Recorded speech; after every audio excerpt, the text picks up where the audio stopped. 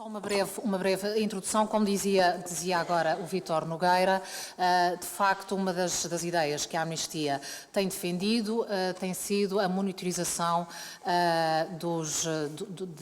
do impacto da crise económica sobre os direitos humanos e, sobretudo, uma monitorização que é feita ex ante, antes de serem tomadas as medidas. Ora, isso mesmo apresentámos ao Sr. Primeiro-Ministro há 3 ou 4 semanas, quando o Secretário-Geral da Amnistia Internacional esteve em Portugal e transmitiu essa e outras mensagens ao Primeiro-Ministro português.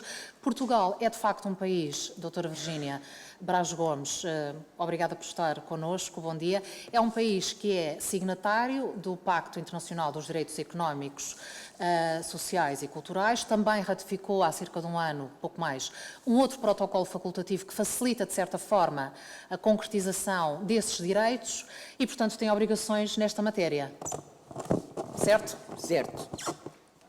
Ora, muito bom dia a todos e a todas e queria agradecer, não sei se posso entrar já na minha comunicação. Tenho muito gosto em aqui estar, é um prazer muito grande e quero agradecer à Amnistia esta outra oportunidade que me dá para falar nos direitos económicos, sociais e culturais e quero começar por fazer uma nota prévia em relação ao valor acrescentado que a Amnistia trouxe aos direitos económicos, sociais e culturais. Eu sou membro do Comitê dos Direitos Económicos, Sociais e Culturais das Nações Unidas, mas sou também técnica da Segurança Social há muitíssimos anos e sei como, na área dos direitos económicos, sociais e culturais, era uma pena quando a Amnistia apenas se interessava pelos direitos civis e políticos. E era uma queixa recorrente, mas porquê que a Amnistia também não olha para estes direitos? Fala na indivisibilidade, fala na interdependência, fala na inter-relação, mas depois todo o enfoque é nos civis e políticos. E, de facto, quando a Amnistia passou também a interessar-se pelos direitos económicos, sociais e culturais, acho que foi um enorme salto qualitativo para a Amnistia e, com certeza, foi um enorme ganho para todos os ativistas dos DESC. E isso é bom, eu gosto sempre de dizer isso e volto a dizer, e acho que tanto em Portugal, como na Europa, como em todo o mundo, é importante que a Amnistia se dedique também aos direitos económicos, sociais e culturais. Ora, o que é que eu pretendo fazer? Eu pretendo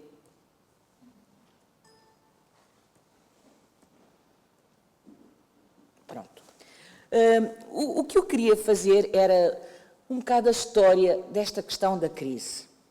Porque nós temos dado todos muita atenção aos efeitos das diversas crises. Falamos da crise alimentar, económica, financeira, climática, é um sem número de crises. Mas esquecemos frequentemente as razões que conduziram às mesmas crises, não é verdade? E que já decorrem da não realização dos direitos humanos. Portanto, quando a gente diz, agora a crise deu conta dos direitos, não é verdade.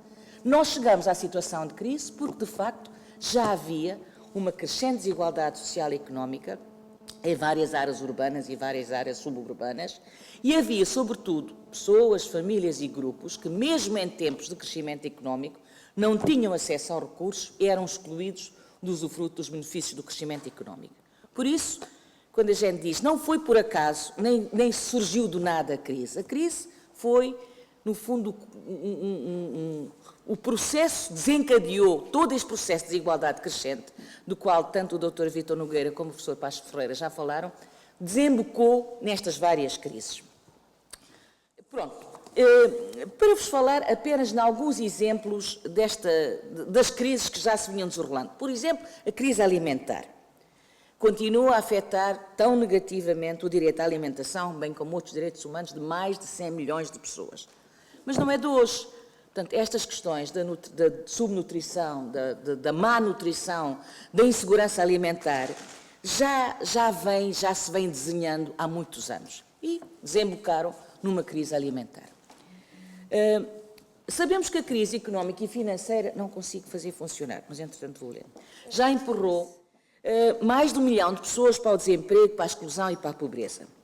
O desemprego e o subdesemprego dos jovens e das mulheres, o desemprego de longa duração e, em geral, as baixas taxas de participação no mercado de trabalho, porque houve o enfraquecimento da relação entre crescimento económico e criação de postos de trabalho. Em muitos casos, o crescimento económico resultou no tal jobless growth, portanto, não houve criação de postos de trabalho, e tudo isto tem tido repercussões negativas. Também não é menos verdade que os menos qualificados têm sido empurrados para fora do mercado de trabalho e têm aumentado significativamente o número dos working poor. A precarização do mundo do trabalho, contratos cada vez menos conducentes à segurança laboral, basta olhar para os jovens, basta olhar para as mulheres, não é? Condições justas e favoráveis de trabalho, de facto, é uma outra questão complicada. Isto já para não falar no crescimento da economia informal em vários países, mesmo os tais países que neste momento estão com um crescimento económico sustentável, como a Índia e a China, a economia informal cresce e nela trabalham, a maior parte das pessoas que nela trabalham são mulheres e passam toda a sua vida sem condições de trabalho, sem qualquer tipo de proteção social, por exemplo, na maternidade, na velhice, etc. O enfraquecimento do Estado Social é um outro elemento que tem sido subejamente debatido. Todos nós temos consciência de que os sistemas contributivos de segurança social estão sujeitos a grandes pressões financeiras por causa das alterações demográficas, que têm um impacto na sustentabilidade dos sistemas de pensões, a diminuição das receitas provenientes do trabalho, há menos trabalho, há menos contribuições, quer por parte dos empregadores, quer por parte dos trabalhadores, e os subsídios de desemprego têm aumentado exponencialmente. Portanto, sabemos todos que o Estado Social também está sujeito a grandes pressões. Ao nível internacional, a globalização continua a ameaçar a capacidade decisória dos Estados-nações. Já foi reconhecido, até pelos países desenvolvidos, que os benefícios da globalização não têm sido igualmente distribuídos por todos. Por todas as regiões, nem por todas as nações, nem por todos os povos. Bem pelo contrário, a distância entre e dentro dos países tem vindo a aumentar, em grande parte, porque a utilização das oportunidades proporcionadas pela globalização, que requer capacidades materiais, tecnológicas e organizacionais, não estão distribuídas de forma igual. E, portanto, os povos e as nações também não têm condições de usufruir desses benefícios da globalização de forma igual. Um pouco por todo o mundo, a gente ouve falar nos fenómenos de alojamento forçado das populações, por causa da construção de grandes hotéis, grandes empreendimentos turísticos, as Olimpíadas, as questões da extração do minério. Portanto, são populações inteiras que são desalojadas, sem qualquer tipo de consulta prévia informada, sem qualquer tipo de compensação, realojamento, nada disso. Isso acontece um pouco por todo o mundo. E, em parte, a razão é porque as políticas sociais têm sido erradamente consideradas como contrárias à competitividade. Nós ouvimos falar disso a toda hora. Primeiro vamos tratar do crescimento económico e depois logo se distribui aquilo que o crescimento económico nos der. Ora, a gente sabe que mesmo nos tempos em que o crescimento económico deu proveitos, eles nunca foram igualmente distribuídos. Portanto, porque é que a gente há de acreditar que agora é preciso primeiro crescer para depois distribuir? Não é verdade? E também, uma outra questão tem sido que as redes de apoio social básicas nunca foram consideradas uma prioridade. Portanto, quando a globalização teve efeitos não esperados ou efeitos não desejados, os mais pobres, os mais vulneráveis, nunca tiveram direito a uma rede de proteção social básica que devia ser considerada uma prioridade, mas nem a nível nacional, nem a nível internacional. Finalmente. Ora, já estamos mais adiante. Ora,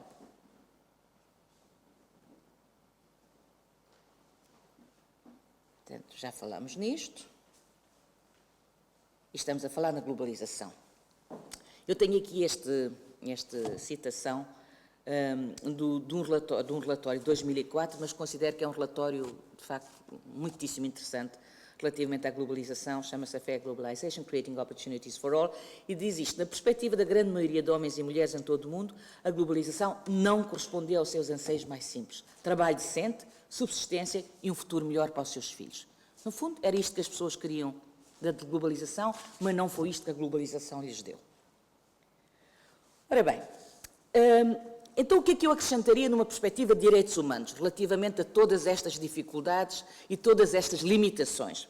Eu falaria em 2 pontos. Primeiro, é que as crises globais mais recentes demonstraram de forma evidente os falhanços das políticas económicas e sociais relativamente aos grupos tradicionalmente discriminados, pobres e desfavorecidos. Por um lado, as políticas falharam. E, por outro lado, em relação aos grupos tradicionalmente desfavorecidos. Mas, por outro lado, estas políticas criaram novos grupos suscetíveis de serem excluídos. E o segundo ponto é que a utilização genérica da crise pelos governos como justificação para o corte nas despesas públicas para a realização dos direitos económicos, sociais e culturais deve ser questionada. Inclusivamente, e o professor Paz Ferreira falou nisso e o Dr. Nogueira também, inclusivamente com base nas obrigações assumidas na altura de ratificação, que a Teresa agora falou, dos Tratados de Direitos Humanos, como é o caso do Pacto Internacional dos Direitos Económicos, Sociais e Culturais, que hoje é o meu quadro de referência. Não só porque é, de facto, aquele instrumento que consagra um conjunto vasto de direitos económicos, sociais e culturais, mas também por causa da minha experiência enquanto membro do Comitê de Supervisão desse Pacto. Portanto, ele já foi ratificado por 161 Estados, às vezes dizem, esse pacto, que importância tem esse pacto? Tem muita importância, porque já foi ratificado por 101 Estados, 161 Estados de todas as regiões do mundo e tem uma vasta gama de direitos. E eu aproveito sempre esta oportunidade, quando estou numa função destas, para relembrar sempre o conjunto dos direitos. Não que nós não saibamos quais são esses direitos, acho que todos nós sabemos, mas é sempre importante recordar como o pacto, de facto, abrange quase todos os aspectos do desenvolvimento social e económico. Portanto, é direito ao trabalho, os direitos no trabalho, depois à segurança social, à proteção e assistência especiais à família. Diz o artigo 10º, especialmente às mães e às crianças, mas o Comitê tem alargado este âmbito de intervenção para significar não só as mães e as crianças, mas as mães, as crianças, as mulheres que não são mães, as pessoas idosas, as pessoas com deficiência, os grupos vulneráveis, como as famílias migrantes, os candidatos a asilo. Portanto, temos alargado um bocado a interpretação do artigo 10º, embora ele, na sua formulação, seja um bocado mais restritivo. Depois, no artigo 11º, é o direito a um nível de vida adequado, que fala em habitação, roupa, abrigo, e o Comitê também agora acrescentou água e saneamento, porque o artigo diz que é vários elementos necessários à concretização do nível de vida adequado. E esse nível de vida adequado vai sendo interpretado progressivamente de forma diferente. O artigo 12º, que é o direito à saúde. E aqui o pacto é maximalista, porque o que o artigo diz é o direito à realização do nível mais alto de saúde física e mental. Portanto, enquanto que outros artigos são um pouco mais restritivos, este é um artigo maximalista. Depois, o direito à educação e os direitos culturais. Portanto, como vê, praticamente todas as áreas de desenvolvimento económico, social e cultural estão aqui consagradas. Muito importantes para a implementação do Pacto são os dois princípios transversais, que são também de conhecimento geral. Um é a não discriminação e a igualdade, devido àqueles motivos todos que já vêm da Declaração Universal dos Direitos do Homem, não é? Se é a raça, cor, sexo, origem política, nacionalidade, etc. E igualdade de direitos dos homens e das mulheres ao gozo de todos os direitos. E às vezes as pessoas perguntam, então isso da igualdade do direito dos homens e das mulheres não está coberto pela não discriminação? Em princípio está. No mundo ideal estaria. Mas no mundo real não está. E, portanto, foi preciso um outro artigo que falasse expressamente na igualdade dos homens e das mulheres ao gozo de todos os direitos consagrados no Pacto. Ora, os motivos de discriminação referidos no artigo 2.2 da Declaração Universal, como eu vos disse, e repito, é raça, cor, sexo, língua, religião, opinião política ou outra, origem nacional ou social, fortuna, nascimento ou qualquer outra situação. É interessante ver como esta formulação é aberta. E porquê que os formuladores teriam deixado esta abertura para qualquer outra situação? Exatamente porque a questão da discriminação é uma questão evolutiva e não só os motivos que existiam em 1948, quando foi da Declaração Universal, ainda continuam a existir, mas há novos motivos que, entretanto, foram surgidos. E o Comitê também, na sua interpretação deste artigo, acrescentou agora mais dois motivos de discriminação, que é a orientação sexual e a identidade de género e a situação económica e social. O que nós queríamos mesmo era falar em pobreza, para relevar a ligação entre pobreza e discriminação e pobreza. Mas, de facto, o Pacto nunca fala em pobreza. A palavra pobreza nunca aparece no Pacto. E, portanto, foi difícil fazer passar esta mensagem que queríamos falar mesmo em pobreza como motivo de discriminação e na discriminação como fator de pobreza. E então, optamos por encontrar um conceito de proximidade e foi situação económica e social.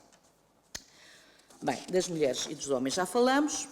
Agora passemos às obrigações, porque o título aqui da minha comunicação era Crise e Obrigações de Direitos Humanos. Então, quais são as obrigações? Antes disso, também vos queria dizer, falar um pouquinho daquela questão das normas transversais dos direitos humanos, porque falei na não discriminação, na igualdade e na participação dos homens e mulheres, mas há padrões universais, standards universais de realização de direitos humanos que são iguais para os civis, para os políticos, para os económicos, para os sociais e culturais e para todos os outros direitos que possam vir a aparecer, porque eu não sou de direito, mas ouço falar nos direitos de terceira geração, quarta geração, não sei quantas gerações mais direitos poderão aparecer, mas seja quantas forem as gerações que aparecerem, estas duas questões da participação dos detentores dos direitos e da responsabilização dos duty bearers, que é uma expressão que, de facto, em português não se encontra muito bem uma tradução interessante, mas são aqueles que são responsáveis pela concepção, implementação e avaliação do impacto das políticas públicas. E isto é muito importante em tempos de crise, porque às vezes pensa-se que isto é tudo bem para funcionar em termos normais, mas em tempo de crise não há tempo para consultas, nem para participação, nem para nada dessas coisas. É preciso fazer, poupar, etc. Isto é totalmente falso, porque é exatamente nessas ocasiões que as pessoas têm maior necessidade de estarem ao corrente dos assuntos, maior necessidade de fazer valer as suas opiniões e os duty bearers têm maiores obrigações de serem transparentes e de porem à consulta pública as decisões que devem tomar. Porque é verdade que eles tomam as decisões, ninguém as pode tomar por eles, ninguém as deve tomar por eles, mas para que essas decisões sejam fundamentadas e sejam de facto apoiadas naquilo que as pessoas entendem que é o certo, é essencial que a consulta se faça. Ora, em termos de obrigações, os 10 têm estes 3 níveis de obrigações. O primeiro nível, e são obrigações dos Estados, obviamente, o primeiro nível é respeitar, que é os Estados não interferirem de forma direta ou indireta na realização do direito, não é verdade? E agora começa-se a falar também que a questão de respeitar, ou que o conceito de respeitar, não diz apenas respeito a não interferir, mas tem também uma obrigação positiva, que é criar a legislação de base. As leis básicas, as leis de orientação, as leis programáticas, que já poderemos pensar em que pertence ao nível básico, que é o respeitar.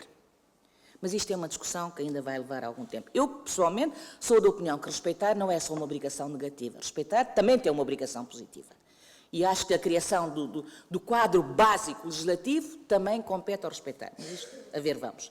Depois, proteger, que é impedir que os terceiros o façam. Aqui coloca-se muita questão das multinacionais, das empresas privadas, que muitas vezes o argumento é não estão vinculadas ao pacto, quem ratifica o pacto são os Estados, portanto, os atores que não o Estado não estão vinculados.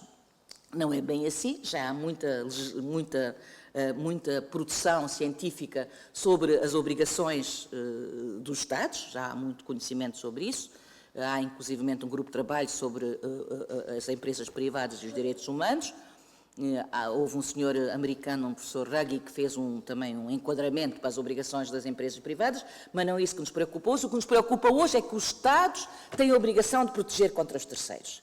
Não são as empresas privadas que ratificam o pacto, mas o Estado, quando ratifica o pacto, também assume a obrigação de proteger as pessoas que vivem naquele Estado de parte de violações por parte de terceiros. E depois, a questão de realizar, que é dar corpo aos direitos, não é? E aqui temos dois níveis de direitos. As obrigações core, que é a obrigação do núcleo duro do direito, e depois a realização progressiva. Ora, então podíamos falar em 3 níveis de obrigações. Primeiro, de natureza imediata, que é a não discriminação e igualdade entre homens e mulheres. Isso é uma obrigação legislativa imediata. Mal o Estado ratifica o pacto, tem a obrigação de rever a sua legislação e ter a parte legislativa da não discriminação e da igualdade imediatamente pronta. Depois, a obrigação do núcleo duro, que é o direito mínimo, é o mínimo essencial à dignidade.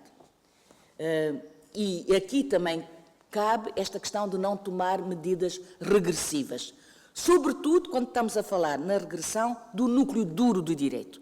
Já falaremos disso com um bocado mais tempo. Mas esta é a segunda obrigação e depois a regressão progressiva, que é todos os direitos têm um núcleo duro, que é tal núcleo que tem a ver com a dignidade, e depois a realização progressiva. Ora, o que são as obrigações do núcleo duro?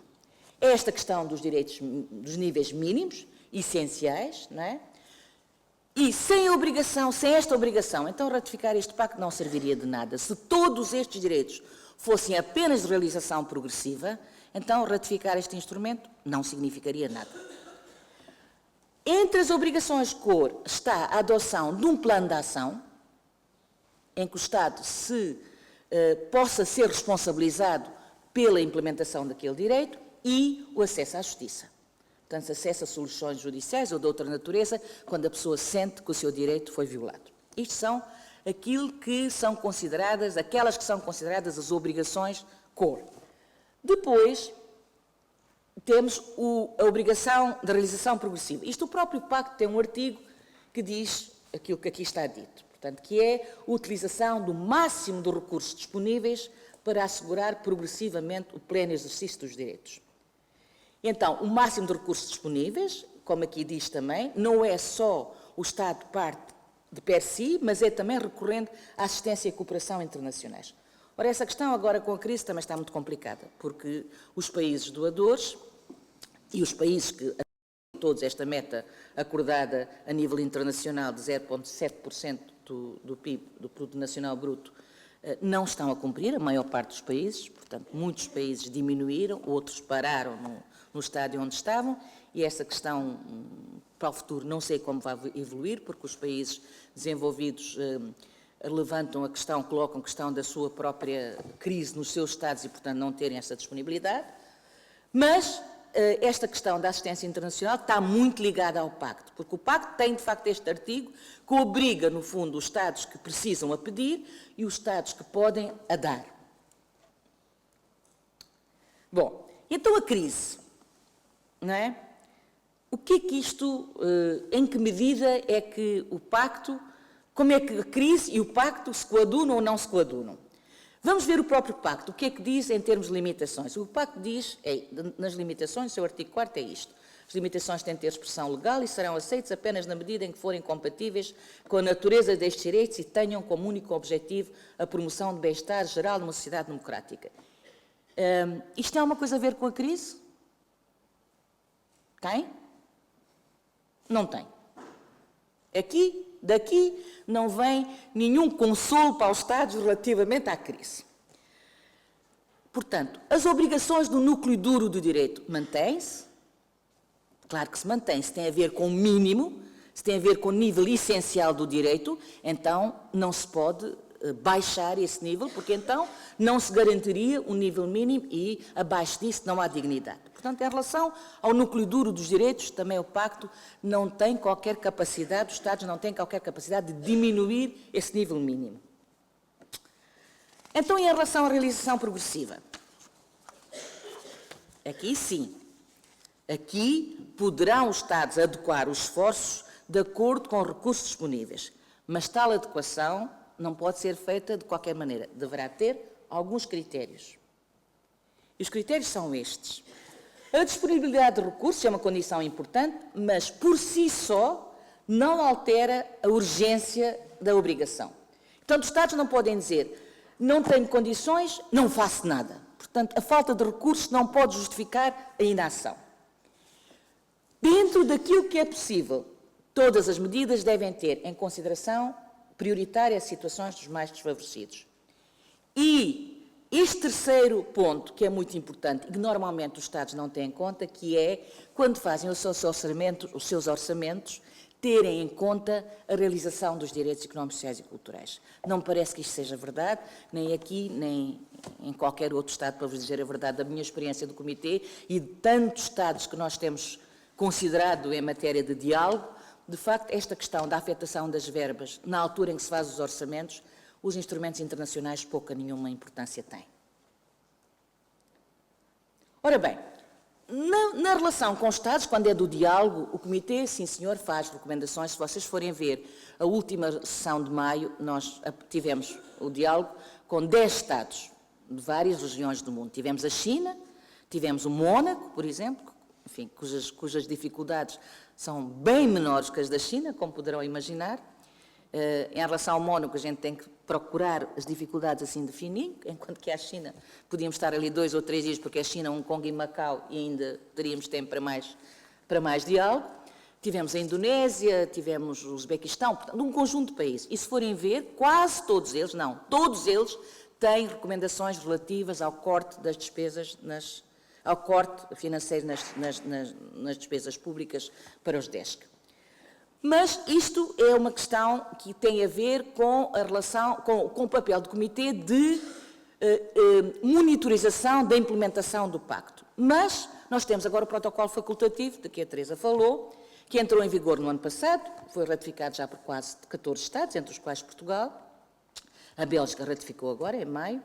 Nós já ratificamos em 2013, Portugal, que vai possibilitar que a pessoa ou as pessoas ou quem as represente possam apresentar ao Comitê uma queixa de violação dos direitos económicos, sociais e culturais. Claro que isto depois tem critérios de admissibilidade, tem que ter esgotado, em primeiro lugar, os remédios domésticos, tem essas questões todas, mas há já a possibilidade destas queixas serem apresentadas. E aqui é que julgo que a questão da crise e da afetação dos recursos vai jogar um papel diferente. Porque aqui já toda essa questão de que os direitos sociais, económicos, sociais e culturais são vagos, são aspirações constitucionais, estão apenas dependentes das decisões políticas, dos recursos financeiros. Aqui a questão vai mudar de figura, porque vai haver alguém que se queixa concretamente da violação de um dos seus direitos. Não é verdade? E já existe jurisprudência em vários sítios, em vários sistemas nacionais, regionais, relativamente, sobretudo, ao núcleo duro do direito. Aí acho que vai ser bastante mais simples. Agora, quando se trata de realização progressiva, já as questões vão ser um bocado mais complicadas, não é? Já entraram no Comitê duas queixas relativamente ao direito. São ambas provenientes de Espanha. Um é o direito à habitação e um é a questão da não discriminação nas pensões. Ainda estão a correr aqueles trâmites todos para ver se são admissíveis ou não. E depois, então, se forem admissíveis, portanto, se tiverem esgotados aqueles critérios todos, então virão ao Comitê para apreciação. Já a prever esta questão do efeito da crise nas políticas e na questão de como o Comitê se vai orientar em termos de ver se há violação ou não violação, nós já elaboramos um conjunto de procedimentos que acho que podem ter algum interesse. Uma é esta questão, se as medidas tomadas foram deliberadas, foram concretas e foram dirigidas à realização dos direitos. Depois, se o Estado parte exerceu o seu poder de decisão de uma forma não discriminatória e não arbitrária. Terceiro, se a decisão do Estado parte de não afetar recursos disponíveis está de acordo com os standards, portanto, se houve respeito pelo COR, se já estamos na fase da aplicação da realização progressiva, em que nível estamos. Depois, se perante a existência de várias opções, o Estado de parte adotou a opção que menos restringe o gozo dos direitos. A duração das medidas tomadas, porque, por vezes, a duração das medidas ultrapassa aquilo que é inicialmente entendido como sendo razoável. Depois, todas as medidas tiverem em conta a situação precária dos indivíduos, mais desfavorecidos, e isso foi dada prioridade às situações graves ou de risco. Eu, pessoalmente, acho que vai ser muito interessante este período de avaliação das queixas, quando elas começarem a surgir, porque aqui é que eu acho que a questão da crise vai ser ponderada de uma forma totalmente diferente. Porque já não é o diálogo com o Estado, em que o Comitê faz as suas recomendações e que depois, a nível nacional, as ONGs podem aproveitar para pressionar, mas uma queixa de uma violação com correspondente decisão do Comitê, ou opinião, não é uma decisão, nós não somos nenhum tribunal, uma opinião do Comitê de que o Estado violou aquele direito, aí eu acho que a questão da crise se vai colocar de uma forma muito mais clara. Finalmente, queria-vos deixar esta pequena referência de que me parece muito importante, quer no período de crise, quer no período de pós-recuperação. Há muito esta questão de que o Estado tem as suas obrigações, os outros atores também têm as suas, no fundo somos todos responsáveis. É tudo verdade, somos todos responsáveis, mas é ao Estado que cabe a proteção, em última análise, das pessoas que vivem sob sua jurisdição, porque o pacto nisso também não é apenas para os cidadãos, mas é para todas as pessoas que vivem sob jurisdição do Estado de parte. Portanto, a responsabilidade final do Estado, sobretudo pelos direitos dos mais desfavorecidos e marginalizados. Isto é muito ou tão importante, ou muito mais importante em tempo de crise e em tempo de recuperação. Obrigada e fico à espera então das vossas perguntas, que acho que é a seguir. Obrigada.